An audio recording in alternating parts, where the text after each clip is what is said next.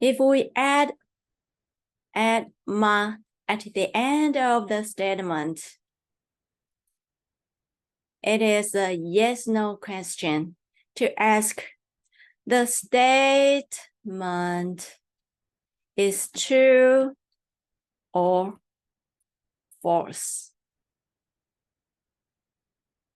If all the elements of the statement are correct, you can answer yes. If one element of the statement is not true, the answer will be no. Okay, let's see this. This statement, 他是台湾人。他是台湾人。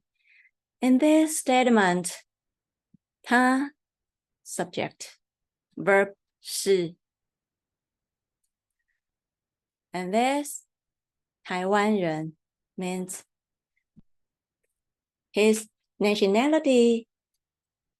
If this part and this part can match, the answer is yes. 他是台湾人吗?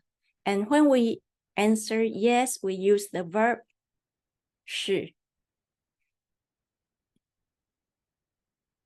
If the answer is no, we add 不 before the verb. 不是. Okay, repeat after me. 他是台湾人吗? 他是台湾人吗? And let's see this statement. 她漂亮。漂亮 is state verb. So before state verb,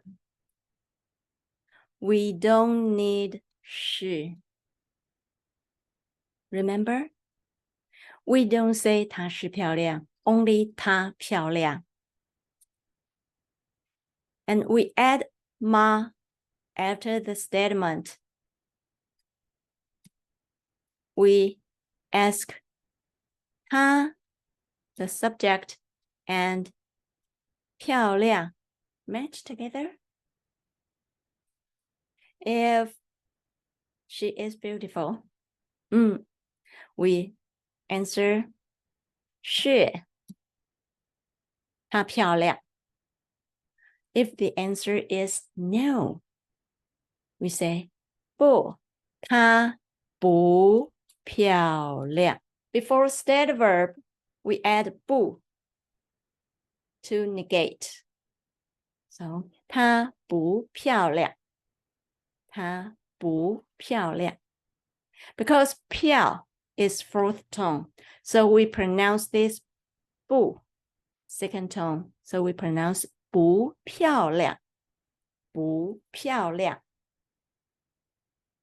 Let's see this statement. 他是日本人.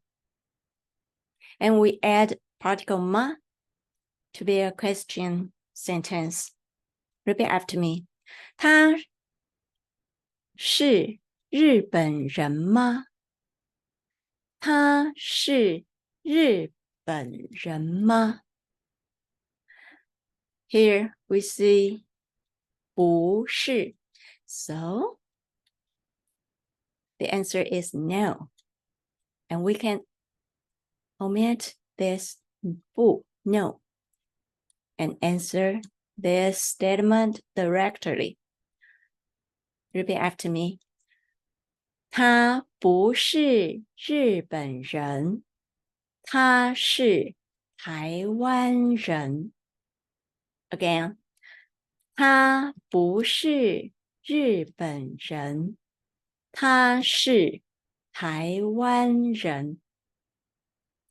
And let's see this statement. 高先生叫家乐。this statement. And we add ma after the statement to be a question sentence. Repeat after me. 高先生叫家乐吗？高先生叫家乐吗？ If your answer is yes, we can answer 是。高先生叫家乐 or 不是。And here, in this statement, the verb is 叫. And 叫 is state verb. So we add 不 before the verb. 不是，高先生不叫家乐。不是，高先生不叫家乐。And here, let's see the third example. 他忙吗？他忙吗？ Because this 忙 is a state verb too. So if your answer is yes, you can answer 是他忙。是他忙。If your answer is no, you need to add 不 before 忙。他忙吗？不，他不忙。他忙吗？不，他不忙。Yes, we can only use 不 and omit 是。